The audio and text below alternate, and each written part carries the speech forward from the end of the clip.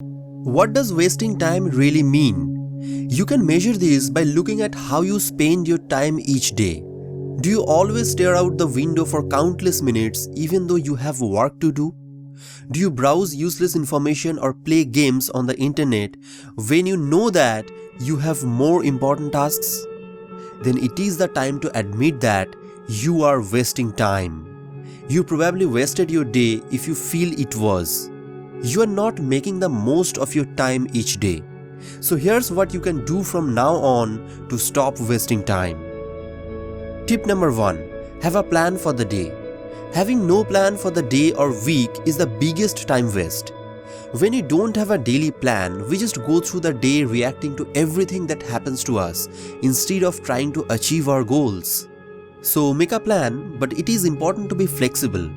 Are you more productive in the late afternoon or early morning? Do you prefer to relax in the evenings? Think about what works best for you and don't be afraid to change things up. Tip number 2. Avoid time-wasting habits. The first step to making the most of your time is to become aware of your time-wasting habits. Are you spending too much time scrolling through your social media feeds? If so, perhaps you need to limit the amount of time you spend there each day. If your daily routine involves coming home from work, mentally exhausted only to turn on the TV and sit there for next 3-4 hours mindlessly watching shows you have no interest in, you are wasting your time. Tip number 3. Do the hard stuff first. Mark Twain said, if it's your job to eat a frog, it's best to do it first thing in the morning.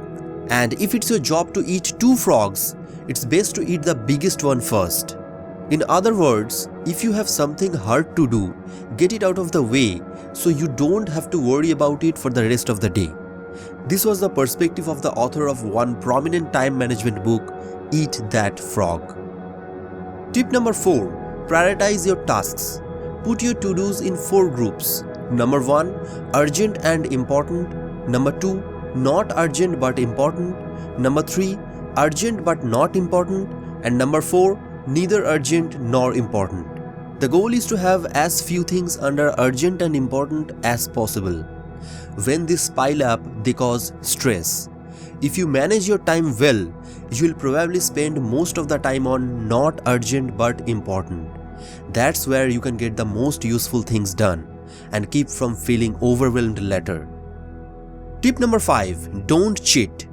If you schedule a work session at 9 AM, stick to it, even if you work alone. If you miss one start time, you are more likely to miss others. If you want some flexibility, allow yourself a choice, but stick with the schedule as if it's set in stone. If you try it and find it doesn't work for you, you can always change it. And last but not the least, just start it. No matter how strongly you feel the urge to put things off, find a way to push past it and take a small step forward. It feels better when you make a little progress, and you will soon find yourself going in the right direction.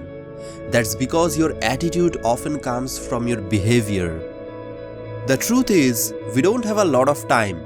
Human life is relatively short, and wasting time meaninglessly is like withdrawing $100 from your bank account each day and throwing it away in the garbage can. So from now on, become aware of how you are spending your days. Avoid meaningless discussions about things you have no control over. Start the day with a plan and be aware of how limited your time is.